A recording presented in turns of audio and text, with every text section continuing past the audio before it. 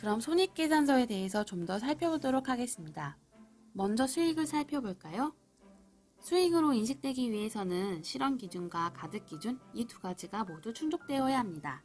실현기준이란 기업이 제공하는 재화 등이 현금 등과 교환되는 시점에 실현되었다고 하는 것이고, 가득기준은 재화 등이 제공하고 그에 대한 경제적 효익을 이용할 수 있도록 충분한 활동을 수행 완료해야 한다는 것입니다. 예를 들어 어떤 기업이 보트를 제작해서 소비자에게 판매한다고 할 때 보트를 완성해서 인도하는 것을 보고 가득 기준을 완료했다고 하며, 인도로 인해 즉시 현금을 수령하거나 현금을 받을 수 있는 권리를 얻었다면 이는 실현 기준을 완료했다고 보고, 이때 비로소 손익계산서의 수익으로 표시할 수 있습니다.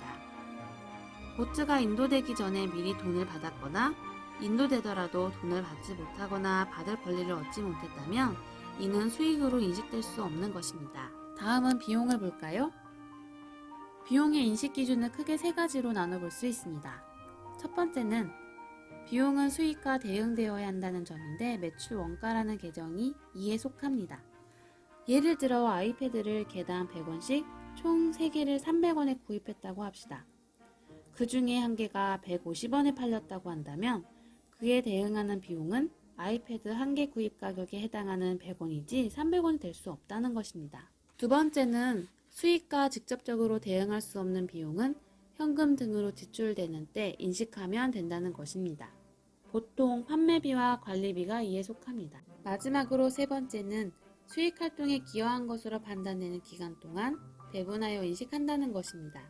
예를 들어 500원의 자동차를 구입해서 5년간 수익 활동에 기여했다고 한다면 구입한 연도에 500원을 전액 비용 처리하는 것이 아니고 5년에 걸쳐 1년에 100원씩 비용 처리하는 것입니다.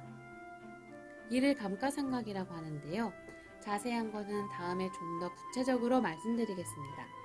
부동산, 자동차, 비교적 큰 금액의 비품 등에 대해서 비용 처리할 때 이와 같은 방법으로 인식합니다. 그렇게 수익에서 매출 원가와 판매비, 관리비를 빼고 나면 영업손익이 나오게 됩니다. 그 다음에 나오는 영업의 손익을 가감하게 되면 당기 순손익이 산출됩니다. 손실은 그에 납부할 세금이 없으므로 이익이 나오게 된다면 복잡한 세무조정이라는 절차를 거치고 비로소 그에 납부할 세금이 산출되는 것입니다. 마지막으로 손익계산서를 잘 파악하기 위해서는 영업손익과 영업의 손익을 구분해서 살펴봐야 합니다. 영업손익에 영업의 손익을 가감하면 최종적으로 당기 순소익이 나온다는 것을 배웠습니다. 영업손익이란 기업의 주된 활동으로 발생한 손익을 말하며, 영업의 손익은 기업의 주된 영업활동이 아닌 활동으로부터 발생한 손익 등을 말합니다.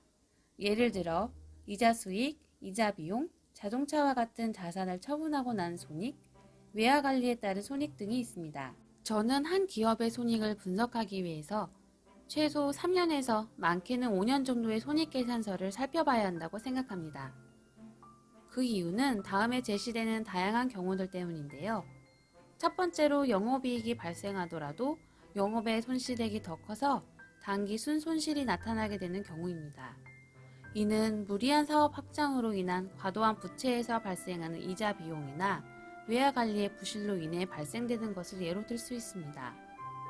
이 같은 부분이 장기화될 경우 영업이익이 계속해서 유지되지 못한다면 기업의 부도 가능성이 있으므로 이를 잘 살펴봐야 합니다.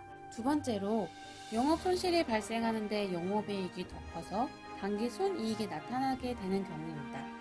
그해 일시적으로 투자를 잘해서 발생한 이자 수익이나 배당금 수익, 그리고 가지고 있는 자산을 잘 처분함에 따라 이익이 발생한 것을 예로 들 수 있습니다. 이는 일반적으로 일시적인 경우가 많으므로 단기 순이익의 지속 가능성 및 기업의 주된 활동으로 인한 수익 창출이 과연 잘 되고 있는지 살펴봐야 합니다. 마지막으로 영업이익이 발생하고 영업의 손실이 발생하더라도 단기 순이익이 발생한다면 이는 비교적 정상적인 기업이라고 판단할 수 있습니다. 물론 모두 다 이익이 발생한다면 금상첨화겠죠. 어떠셨나요? 첫 번째 영상보다는 다소 어렵지 않았나요? 오늘은 회계의 기본 원칙과 손익계산서에 대해서 다뤄봤는데요. 오늘의 핵심 내용을 정리하면서 다시 한번 기억에 담아봅시다. 오늘의 핵심 내용 정리입니다.